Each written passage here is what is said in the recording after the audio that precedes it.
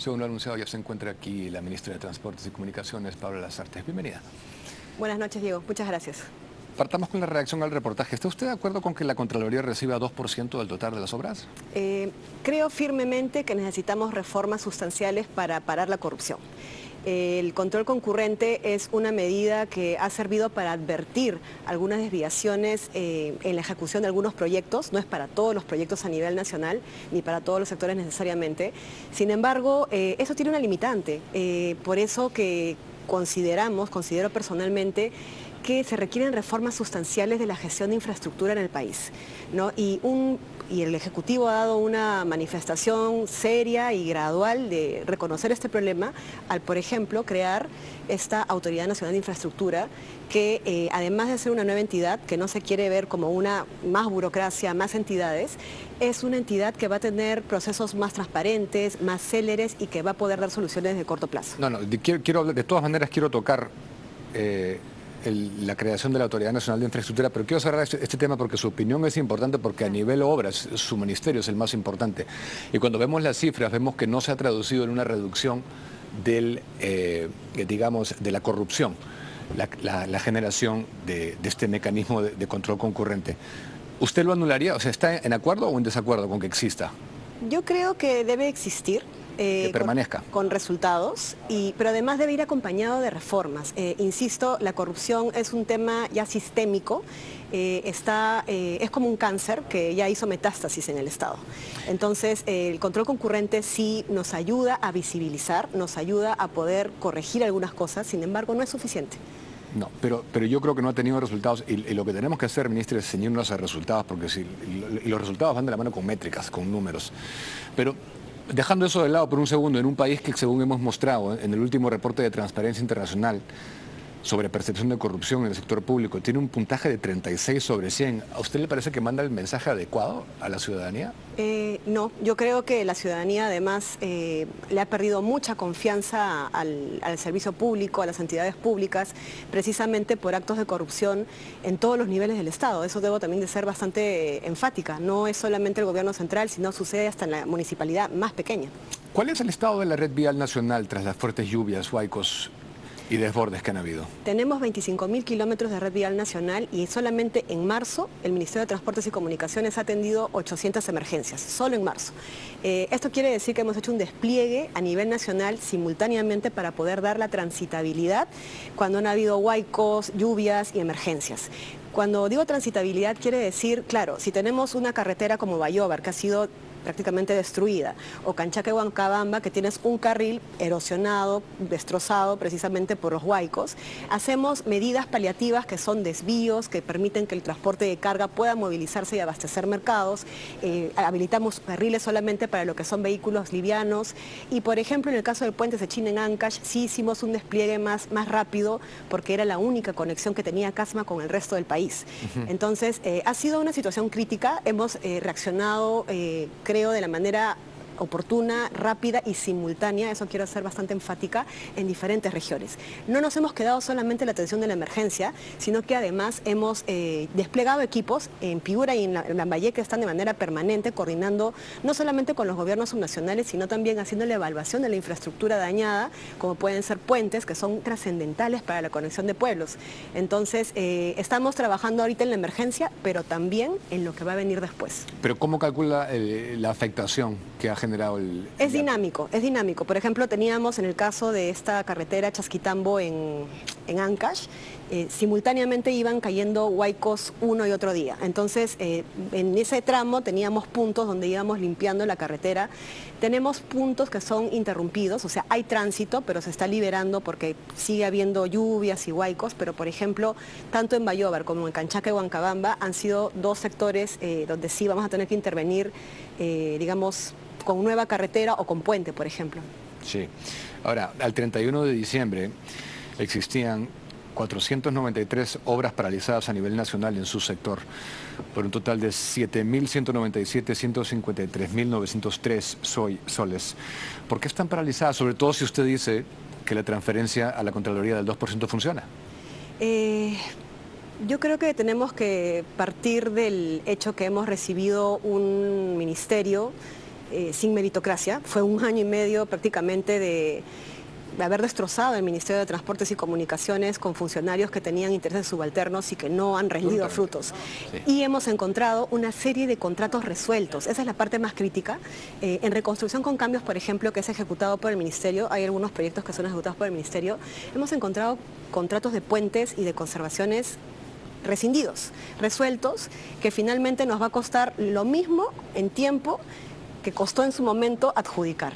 Y tengo también... ¿Por qué es eso? Porque Contraloría observó luego cómo se había adjudicado el contrato. Hay diversas razones. Una es, por ejemplo, que los contratistas no cumplían, ¿ya? Y, por ejemplo, también hemos encontrado casos en los que no se les ha querido pagar las valorizaciones a los contratistas en la gestión anterior, bueno, creemos por otro tipo de razones que no son técnicas. ¿Y desde qué gestión se arrastra eso?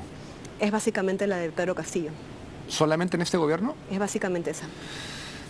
Bien, y ¿hay algunas otras causas? No, porque son casi 500 obras que están paralizadas. Sí, por eso incido en el tema de las reformas. El tema es que, por ejemplo, pueden haber discrepancias tanto entre contratista como en concedente o el quien contrata, el Estado. Sin embargo, los arbitrajes, como están siendo llevados, en vez de ser una línea paralela donde el cual se resuelven las disputas, terminan paralizando las obras. Pueden haber disputas y controversias y se tienen que resolver en el ámbito arbitral, pero no puedes dejar las obras paralizadas. Pero ¿no cree usted que el proceso de contratación, de toma de decisiones y el cronograma que se emana después para una obra es muy complicado, es muy burocrático en el Perú? Porque si no, ¿cómo explica que suceda tan frecuentemente? Coincido plenamente contigo. Precisamente es esa ralentización, ese sistema tan engorroso que hace que las cosas no funcionen y que la corrupción termine siendo la que facilita o acorta algunos plazos y al final no lo hace. Pero eso lo pueden cambiar ustedes bien fácilmente. Es precisamente lo que queremos hacer. El Ejecutivo ha tomado esa... Y quiero, me va a explicar en la autoridad que han creado. Tengo que ir a la pausa comercial y eso quiero profundizar sin lugar a dudas. Pausa comercial y volvemos. Gracias.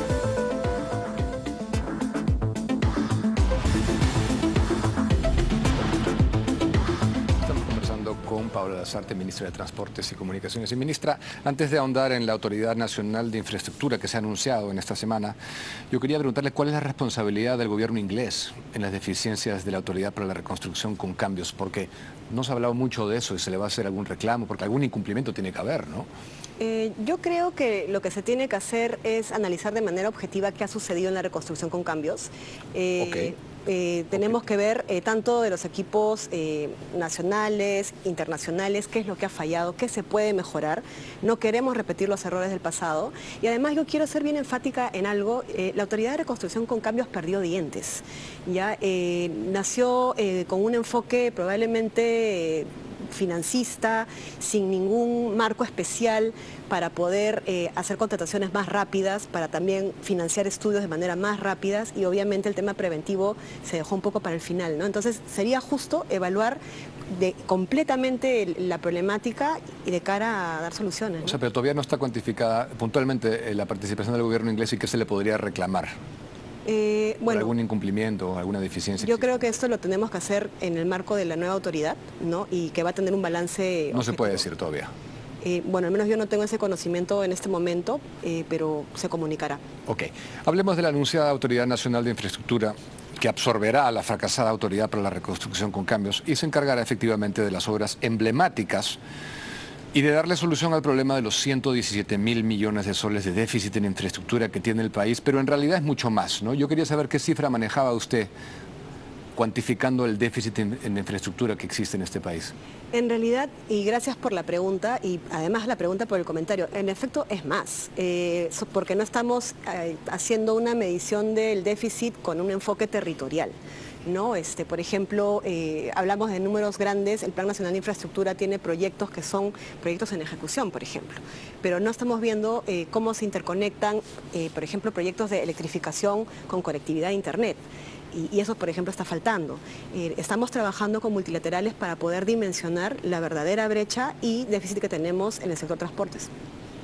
¿Pero tiene un total, un aproximado global del déficit que enfrenta? Sería un poco apresurado darte un número ahora. Quisiera tener el detalle del estudio. Yo me atrevo a decir, sin ser un experto en la materia, que esto no es ni remotamente cercano, porque solamente en educación, con el ministro Becerra, yo hablé aquí de un déficit de 170.000, solo en su sector.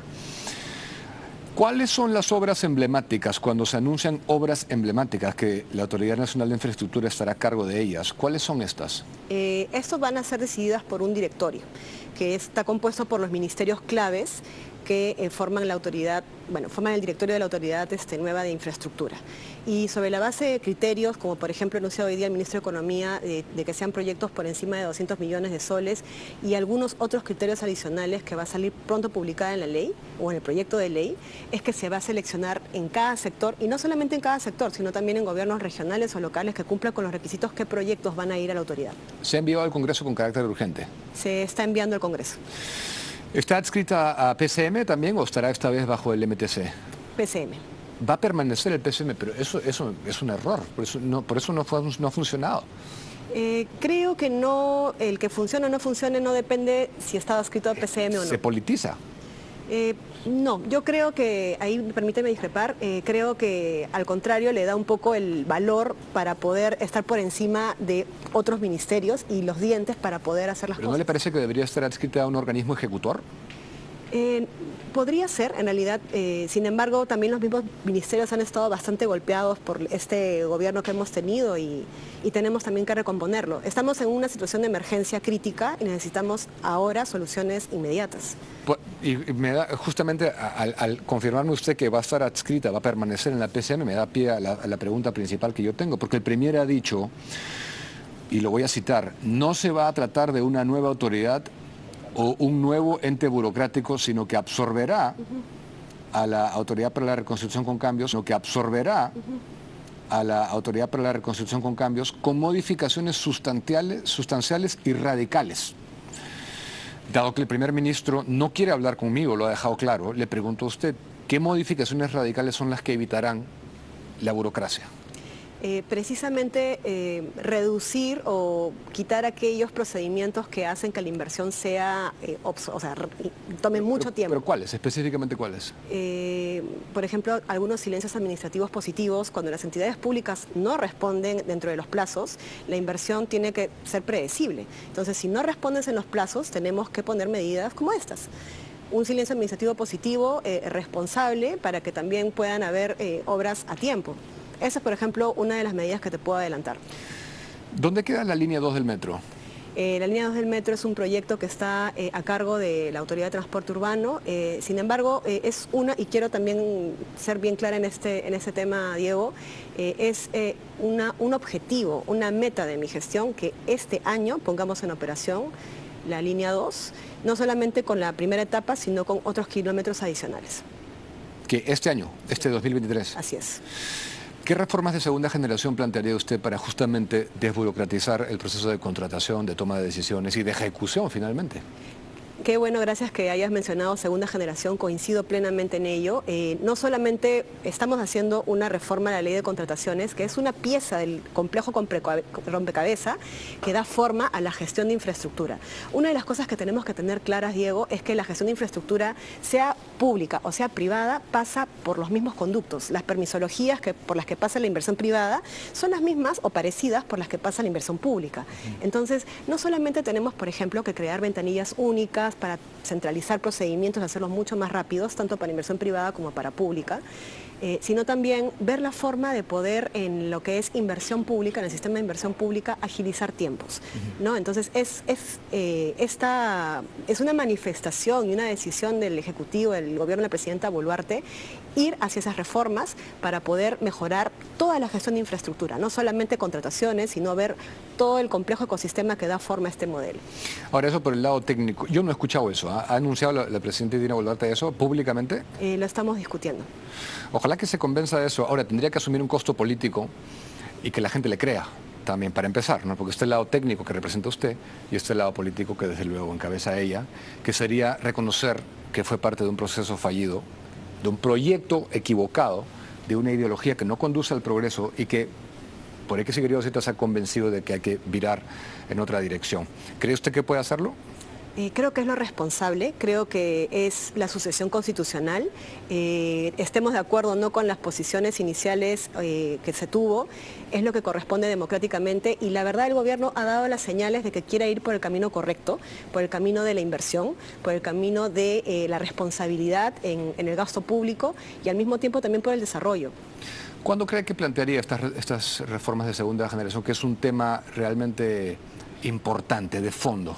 Hemos conversado en el último Consejo de Ministros, queremos darle forma, de hecho, hacer algunos consejos o comités convocando expertos para poder dar medidas, planteamientos que sean puestos de conocimiento no solamente a la población, sino al legislativo, que tiene que ir de la mano con nosotros porque son cambios normativos sustanciales. Pero para pero para las reformas de segunda generación en su sector y puntualmente en lo que atañe al MTC, que es el más importante en infraestructura por lejos.